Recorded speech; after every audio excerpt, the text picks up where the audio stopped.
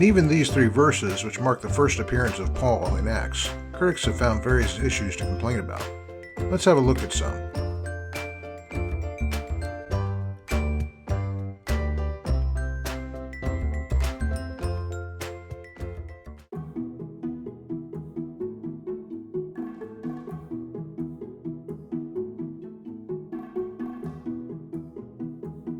Verse 1 has been used as evidence of some core division in the church between the Palestinian Hellenist factions of early Christianity.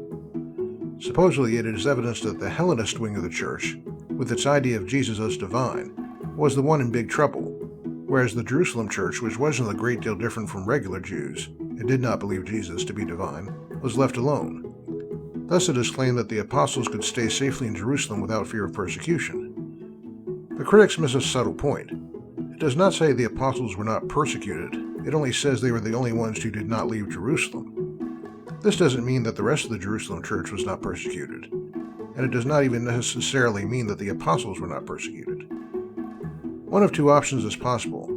Either they were persecuted and they decided to withstand the pressure, or they may have indeed escaped persecution. Even if they were despised, holy men who were able to perform miracles, especially healing miracles, might be left alone out of awe or respect.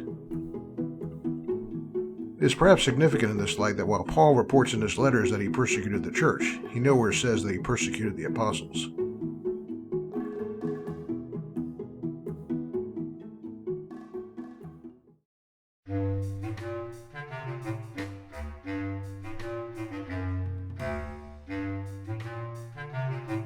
Much is also made of this passage in comparison to Galatians 1:22, where Paul states that he was unknown by face to the churches of Judea. Critics allege that in saying this, Paul must also be denying that he was ever in Jerusalem and persecuted the church there.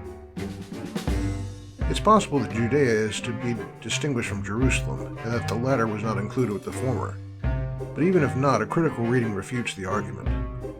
We must remember that when Paul says he was unknown by face, it does not necessarily mean that he had never been seen by the Judean churches. The word used can mean simply the physical face, but in context also implies a certain degree of knowledge or reputation, not merely the appearance. What Paul is saying in Galatians, and denying any connection to others for his preaching, is that he was not known of the Judean churches as an intimate friend, or as one who had a relationship with them.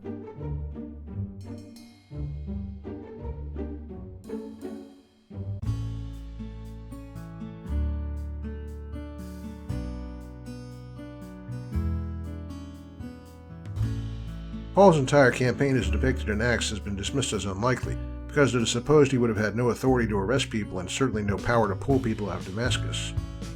We have no certain information as to whether the Sanhedrin had this kind of power, and there's also a question as to whether Rome was in control of the city at this time or the Nabateans were. We also do not know whether there was any sort of extradition agreement available. We also know that the Sanhedrin had jurisdiction as a legislative body over Jews throughout the diaspora, collecting the temple tax abroad, and that the Jews had the right of internal discipline in their synagogues. So we could conceive of some sort of right of extradition, especially since we know the Romans granted this right to Judea as a sovereign state under the Hasmoneans.